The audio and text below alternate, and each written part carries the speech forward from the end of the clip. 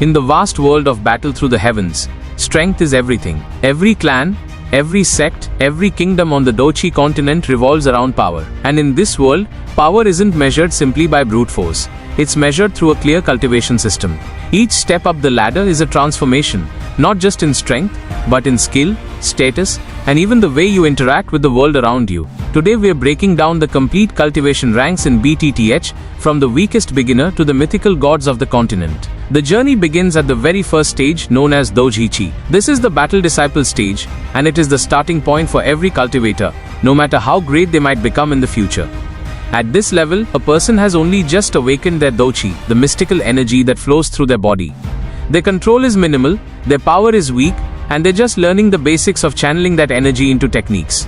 Think of it like learning to walk before you can run. At Dou Zhi Qi, you are just taking your first steps into the world of cultivation. From there, the next step is Dou Zhi, the battle practitioner stage. This is where things start to get serious. A Dou practitioner can truly utilize the Dou Qi within their body for combat, defense, and special techniques. They're no longer just a civilian with some energy, they're officially recognized as a fighter. This is the point where you can see a real difference in how someone fights. Strikes become faster, stronger, and more precise, because the user is actively reinforcing their body with Dou Qi. In the story, many common soldiers or guards are around this stage, but talented cultivators can reach it much younger than most. Once someone has mastered the basics of manipulating Dou Qi, they aim for the third stage, Dou Qi, the fighting master. This rank is a big leap, because it allows the cultivator to create a Dou Qi cloak around their body. This cloak increases defensive strength, and can protect against both physical and energy-based attacks. In the world of BTTH, surviving a strong opponent's attack often depends on whether you can shield yourself in time, and the Dou Qi cloak is the first real line of defense against powerful blows. Fighters at this stage start to become noticeable figures in their towns or clans. They are no longer just fighters, they're protectors. Above the fighting master is Dou Qi, the battle grandmaster stage. This is where Dou Qi becomes so refined and condensed that it can harden into armaments, essentially forming weapons or armor purely out of energy. This doesn't just boost attack and defense, it gives the user flexibility in combat because they can create weapons that suit their fighting style. A sword user might form a Dou Qi blade, while a spear fighter could create an energy spear. In the world of martial cultivation, adaptability can be the difference between victory and defeat. Next comes Dou Ling, the battle spirit stage. At this level, Dou Qi becomes truly solidified and can be applied to other objects. This means fighters can imbue their weapons with energy, making them deadlier, faster, and more durable. Battle spirits are considered a respectable level of strength, powerful enough to hold their own in most fights, and recognized by smaller clans as important figures. This is also the stage where combat techniques become sharper and more devastating, because every attack carries condensed Dou Qi power. From Dou Ling, the climb continues to Dou Wang, the Battle King stage. This is a huge step in cultivation because Dou Kings can form Dou Qi wings, granting them flight. In a world without planes or vehicles, the ability to fly is a symbol of overwhelming strength and freedom. Dou Kings can also start drawing Dou Qi from their surroundings during battle, though the amount is still small. Even so, it's an important milestone because it marks the beginning of external energy absorption, something that will become more and more vital at higher levels. In BTTH, a fighter who can fly automatically commands more respect and fear than someone who's bound to the ground. After the Battle King comes Dou Huang, the Battle Emperor. This stage is where a cultivator steps into the realm of the truly strong. A Dou Emperor can draw massive amounts of Dou Qi from the area around them, replenishing their reserves and greatly increasing the scale of their attacks. They can also hover and move through the air without needing wings at all, a clear sign that they've advanced beyond the limitations of lower ranks. This is often the level where cultivators begin influencing the politics and power dynamics of entire regions. They are no longer just warriors, they are forces to be reckoned with. Beyond Dou Huang is Dou Zong, the battle ancestor. This is a pinnacle existence among most minor clans, and reaching this rank means stepping into the realm of spatial manipulation. Dou Zongs can use spatial strength to do things like hold themselves in the air without effort, or even create space locks, pockets of sealed space that trap enemies inside.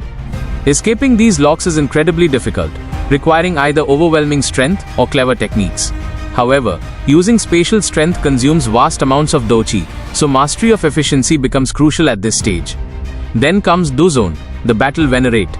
This stage perfects a cultivator's control over spatial strength, allowing far greater versatility in combat.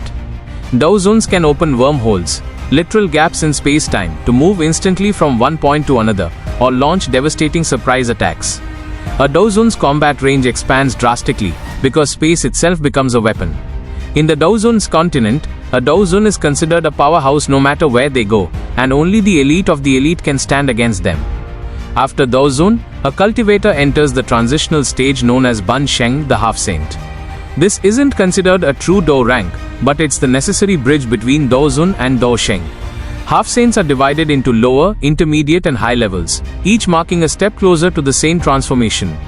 At this stage, a cultivator's Dou Qi undergoes profound refinement, and their physical and spiritual powers grow tremendously. A high-level half-saint can dominate nearly any battlefield, but the gap between them and a true Dou Sheng is still vast. And then comes one of the most legendary stages in the world of BTTH Dou Sheng, the Battle Saint. A peak existence even among top-tier powerhouses, Dou Sheng is the realm where logic starts to break down. The sheer difference in power is staggering. A 1-star Dou Sheng can overpower dozens of half-saints at once. A 2-star Dou Sheng can crush a 1-star without much difficulty. The higher the stars, the more godlike the abilities become. At the 6th star, a Dou Sheng gains the ability to open their own realm, a completely separate space that others can inhabit. At the 7th star, they can control all the Dou Qi within that realm, effectively becoming the embodiment of that world. And a 9-star Dou Sheng, they stand at the absolute peak of the continent, unmatched by any other existence. At this level, casual movements can destroy mountains, wipe out cities, and tear apart the very fabric of space.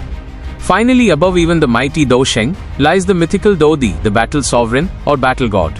This rank is so rare that it exists more in legend than in reality. A Dou Di's power is said to be absolute, capable of reshaping the world itself. Their mastery of Dou Qi, space and possibly even time, puts them in a realm that ordinary cultivators can't even comprehend. In the story, the return of a Dou Di would shake the entire Dou Qi continent to its core. From the very first spark of energy in Dou Zhi Qi to the unimaginable might of Dou Di, the cultivation system in Battle Through the Heavens is a journey of transformation. Each stage isn't just a number or a title, it's a complete evolution of the cultivator's body, mind and spirit.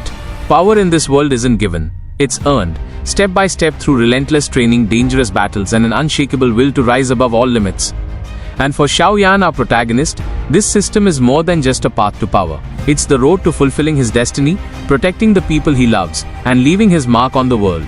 Every star he gains, every rank he ascends, is another chapter in the legend of the Flame Emperor. If this helped you understand the cultivation system of BTTH, drop a comment below.